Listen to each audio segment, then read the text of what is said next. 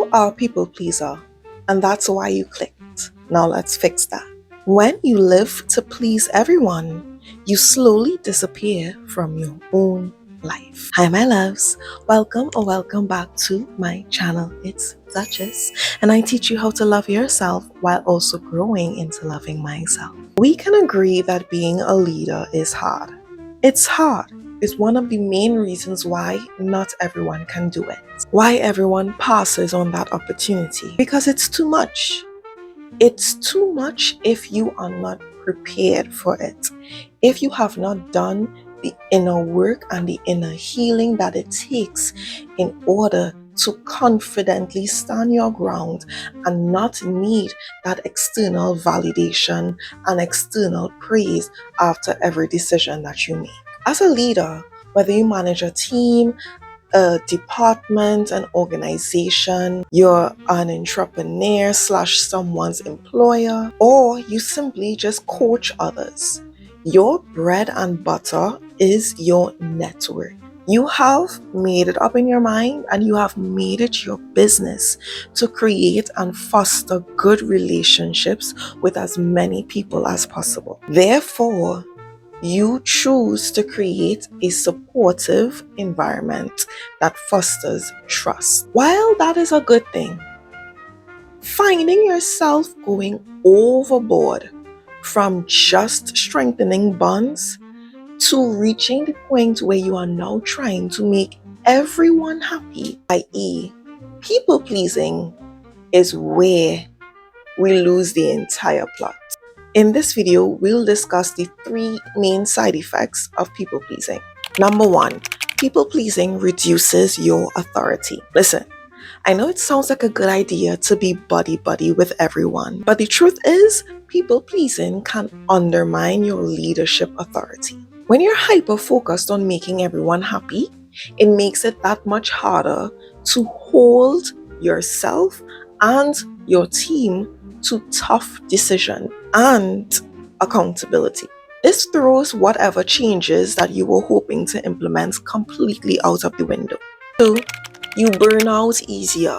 Have you ever found yourself in a position where you didn't want a specific group of people upset with you for whatever reason? You're so honed in on the idea of being able to be this visionary, to be the one that they see as this friend, as their confidant, to be the one that they like, that you don't even realize that it has begun to take an emotional toll on you. And when it takes an emotional toll on you, you find yourself in a place where you are now physically exhausted.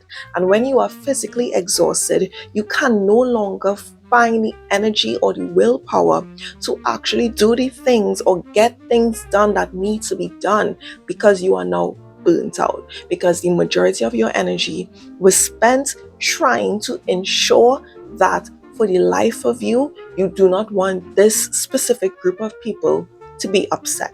If you do decide to set boundaries, if you do decide to have certain things in place to protect yourself from whether it be hurts or failure or late deadline, you will find that those boundaries become so fickle and you are unable to stick to them. You burn out, you fail yourself, and the one thing that you were scared of doing, which was failing other people, you end up doing that anyway.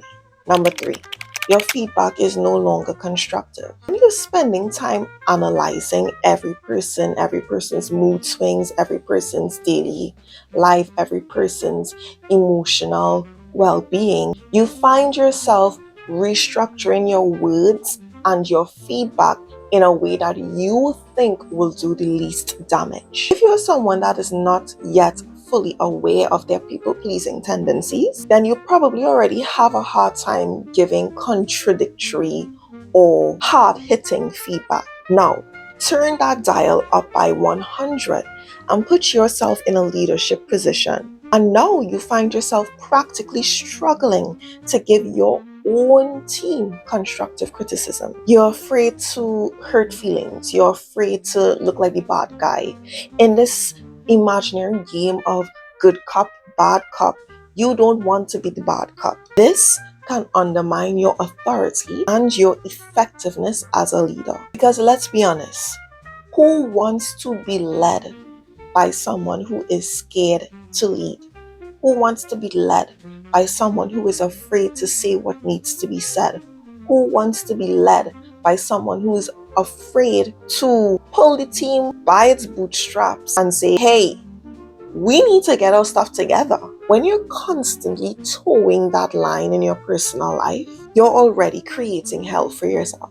But when you're in charge of a team, you hinder the overall success of every person that was looking to you to take them to victory, actually doing more harm than good. Having an environment where people are afraid to give honest feedback, challenge ideas, debate topics, causes a stifling of creativity and innovation. An inconsistent leader is one with no clear direction, which means that you now end up with a team that has low morale and disengagement from the overall goal of that company. Worst case scenario that comes out of this, and I can get an amen in the comments if you've made it this far, you now find yourself in a toxic work environment.